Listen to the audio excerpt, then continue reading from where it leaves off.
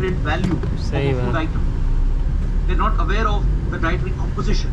It's not just the calorific value of a food item. It's also about the micro composition. So this is something that has to be inculcated right from the school level. Concepts like, let's say, growing a vegetable, understanding the nutritional value of a vegetable, and also developing the habit of cooking, making their own food right from the school days. Understanding the concept of reducing food wastage, and understanding the linkage between local food, consuming locally grown food, and environmental sustainability. It's a well-established fact that when you consume locally grown food, locally produced food items with nearby your region, that pattern, that lifestyle would be more environmentally sustainable. Instead of consuming, let's say, food items produced in different parts of the world, right, where a lot of carbon footprint would be seen in procuring and processing and delivering those food items to your place. When you consume locally grown food items in and around your place, it tends to be more healthier, nutritious, and friendly to the environment. It tends to reduce food wastage. It will benefit the local farmers. So this is the entire concept that needs to be taught to our children as a curriculum, as a part of the education curriculum. सही बात है, education में डालना चाहिए. By literacy.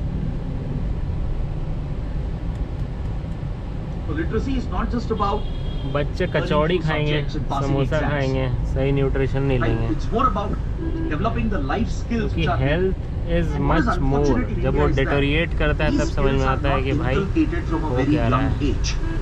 I think you guys would be in a better position to tell me whether your schools taught you about food and nutrition. सही होता है. Even if they did, I'm pretty sure they would have had maybe one class, one session per year. बस. But that is not enough. This should become a regular part of the curriculum. So this is where I would like to give an example. The example of the country of Japan, which is honestly following a remarkable model since many, many decades. See, across Asian countries, from China to Southeast Asia to Japan, generally the food habits are much healthier compared to, let's say, countries like United States or even Europe or even India. India's traditional food has been very nutritious and well balanced, but it has been ruined by the commercialization that has happened in the last many decades. But if you look at the lifestyle and the diet followed in countries like Japan, even South Korea, China, and many Southeast Asian countries, it is relatively much healthier. They largely consume broth-based diets, which is well balanced, which is high in protein, with the right amount of carbs and fiber, right amount of vegetables and meat, and very low amounts of sugar and salt. So Japan has done something phenomenal with its education system, and this is something all of you should be aware of. This is known as the Shokuiku system. It's a food literacy program which is inculcated into the curriculum of school-going children right from a very young age, right from when the child is, let's say, 3 to 4 years.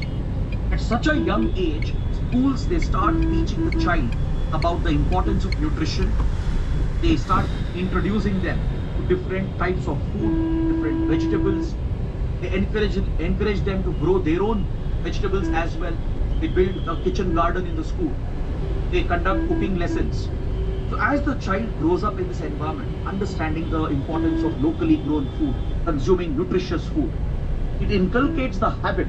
It develops that essentially the pattern which is necessary for someone to stay healthy throughout their life. So no wonder countries like Japan expectancy.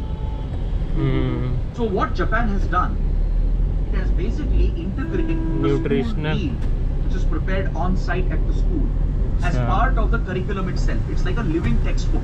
It's like a practical